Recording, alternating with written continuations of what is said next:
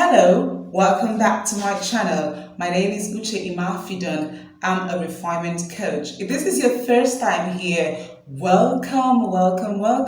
This is Refining Moments, that channel where we talk about everything refinement, from your person to your personality and even to your persona. So today in this video, I'd like for us to talk about ways to identify a lady and a gentleman, or should I say an elegant lady and a gentleman. I would want to at this point say that anyone and everyone can be a gentleman and can be a lady, regardless of your background, regardless of your status, of your family status, or of whatever it is that you may have gone through, of your past experiences. Regardless of anything at all that it may seem unpleasant that you may have been through, you can be a gentleman or a polished lady, because it is essentially a matter of choice and not necessarily a matter of chance. I bet you'll agree with me that not every woman is a lady. Every lady definitely is a woman, but not every woman is a lady. And the same is true for a gentleman. Someone once said that to be a male is a matter of birth, right? To be a man is a matter of age. But to be a gentleman is definitely a matter of choice. And that is very true. To become polished, to become elegant, to live in a dignified manner, all of this, is very possible if you are just willing to apply some level of intentionality, to apply some deliberate steps into becoming that. Anyone can be an elegant lady and a gentleman. I just thought to mention that so that you can relax to enjoy this video. I'm very certain that if you clicked to watch this video, chances are that you are an elegant lady. Maybe you just want to know how elegant you are or how polished a gentleman you are. But just in case you're wishing or you're desirous of becoming an elegant lady, welcome. You made the right choice. So let's just delve right into it and look at some of the qualities that make an elegant lady really elegant and a gentleman really gentle. Okay, so the first quality I have on my list is an elegant lady or a polished gentleman is self-aware. Very true. Now, when I say that they are self-aware, what I actually mean is this. An elegant lady or gentleman knows who he or she is at their core. That is very correct. They know who they are. When you ask them a question, who are you? They are not searching in their mind for who they are. They already know who they are. They understand their character components. They understand, what makes them tick and all of that. It is very important that anyone is self-aware. If you come in contact with someone who's self-aware, it is always very easy to deal with such person, because the person understands that he is not in competition with anyone. He doesn't need to compete with anyone. That's the truth. Aside from even competing, the person understands and celebrates his or her unique abilities, because he or she knows that that is a gift that has been endued on him or her, to making the most of his or her life here on earth. All right. So having said that, let's move to the next one. The number 2 way to identify an elegant lady and a polished gentleman is the fact that these people are vision oriented. Yes, they are vision oriented and they are value driven. What that means is every time they take up anything to do at all, they attack it with a sense of vision. They attack it with a sense of, purpose. You see, an elegant lady gets to work. She doesn't just work just for the money's sake. Of course, do not get me wrong. The money is very good. It's a good motivating factor, right? But that's not basically why an elegant lady works. She works because she has an idea. She has a picture, right there in her mind or in his mind as a gentleman of what life should be for him or her. So he or she gets to work with that mentality. And I am telling you, there's a world of difference when you go to work or apply, your heart to anything, when you do that with a sense of vision, as against when you just go doing it because you need to do it or for doing sakes. Or take, for instance, you get into a relationship. Once you go into that with a good sense, a clear sense of vision, you stand a chance of becoming way better and doing way better than someone who just, stumble upon it. So elegant people are vision oriented. And yes, they are also value driven. Have you not noticed that there are some people who hold up the moral standard so high that they rarely compromise it for anything? It is not because they are high minded or so proud. No, it's because they have come to understand the importance of values and have decided to prioritize these values and allow them to guide their behavior and the way they live. Values such as love, integrity. You cannot catch an elegant lady, a truly elegant lady, and a polished gentleman cheating or lying or living forcefully or becoming a fraudster or anything of sort. No. These are people who uphold values such as love, such as excellence. They bring the excellence to everything that they do, even down to the space where they live in, where they work from, their work. They apply a sense of excellence to it.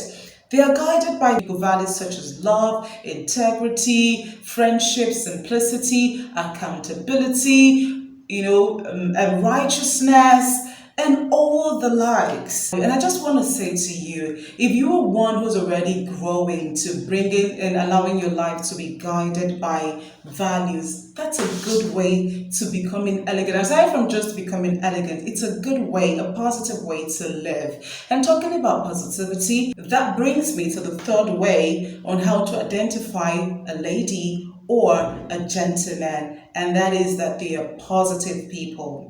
Oh, yes, they are positive people. I mean, elegant ladies and gentlemen you rarely would catch them using negative words or give off negative energy. No, no, no, no, no, no. Because they are very, very concerned and very particular about the kind of things that they feed their minds with, that they feed their hearts with. So, they do not allow themselves to be caught vomiting or exuding or giving off negative vibes or negative energies. No, they are positive minded people and they tend to affect their world. I mean, that when you go around them, you would rarely want to, default. I mean, even if you're one who just, allows words to go off your mouth, being around them, you're always cautious. I mean, something happened to me recently. I was having a conversation with a friend, a dear friend of mine, and then he said something. So I know that when we first started conversing, he'd always like to use the F word, right? So one time I actually asked that, I had to deliberately ask him to please be mindful of his language, especially when he's speaking with me, that I do not, find that really nice and cool. And then he said, okay, so we were having a conversation recently, and then he mistakenly said the F word and he immediately apologized. I didn't even hear it. I mean, because I was so engrossed in the conversation, I didn't even hear him use the F word. But he immediately apologized and said, oh my God, I just said this. I'm sorry, I'm sorry, I'm sorry. And I said, it's okay, it's fine. And then we continued having our conversation. That's what I'm talking about. Now he understands that when he's around Uche, he just needs to mind his language. Now that's just says a lot about you. If you are one who's desirous of becoming an elegant lady or a polished gentleman, one thing that you would intentionally need to work on is your positivity level. Yeah, your positivity level. You just have to be one who is positive, always allowing for positive thoughts to fill your heart or your mind all the time. Do not allow for negative thoughts to linger. Maybe someone offends or someone does something to you and then you allow it to stay and you brood over it. No, no, no, no. That is not an elegant thing or a polished thing to do. When you come in contact with someone who possibly offends you, my friends, most of my friends know me. Like, if I'm not cool with a certain thing that the certain way that you're behaving, I try as much as possible in a diplomatic way to let you know. So I don't have to bear a grudge in my heart, and then the time that I'm supposed to be thinking of how to move forward in life, I'm thinking about, look at how she said this to me and how she said that to me. And then the next thing you see me, go out busting. One way to prove and to show that you are elegant and that you are a polished gentleman is that you do not allow room for negativity. You do not allow, you try as much as possible to kick it away, to send it away as much as possible. And so when you come in contact with people who tend to be negative minded, so to say, you are quick to either change the atmosphere or to excuse yourself from that setting. Yeah, that's one very key way to identify an elegant lady or a gentleman. Is that taken? Good. Now, the next is an elegant lady or a gentleman is known by how civil they are. So, in other words, an elegant lady or a gentleman is good mannered and respectful. Yes, that's very correct.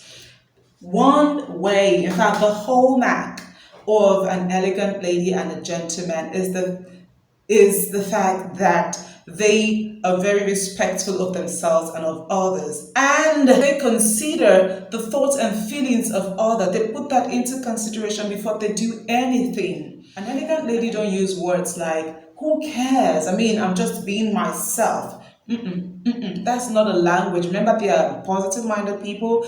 They are very particular about how others feel, how their actions, how what they do, how it would affect other people. So they put people into consideration before taking certain steps or making certain decisions. Okay, so they are good mannered people. They know how to use their magic words. Yes, we teach our children how to use this magic word, but sometimes we tend to default in these things, right? They are quick to apologizing for any error. So if they say they do anything that is wrong, they're very quick to say, I'm sorry. And if you carry out any act of kindness, to them or give them anything at all, they are quick to say thank you.